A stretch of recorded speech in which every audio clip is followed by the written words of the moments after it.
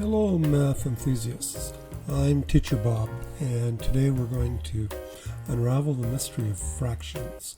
Fractions are everywhere, from dividing a pizza to measuring ingredients for your favorite recipe. So let's dive in.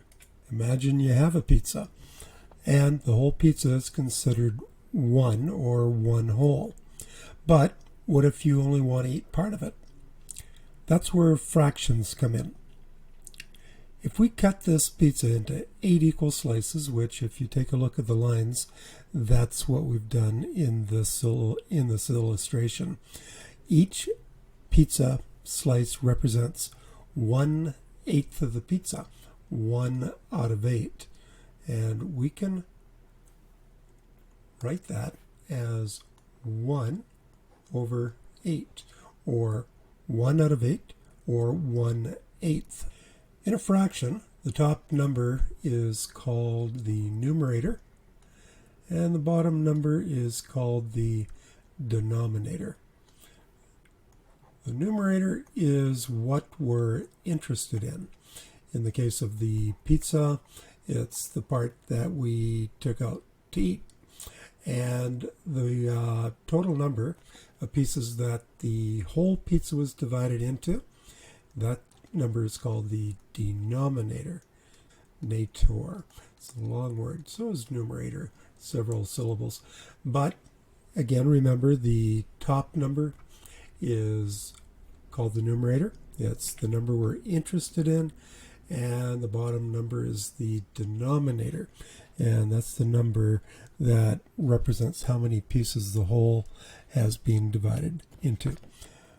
Okay, so there's also other uses. We can use fractions in cooking. If a recipe calls for a half a cup of sugar, then that's a fraction. It means you need 1 part out of 2 parts of a whole cup. Although this isn't a cup of sugar or a half of a cup of sugar showing on the screen right now, it is a half a cup of something that looks actually like it might be pretty good to drink.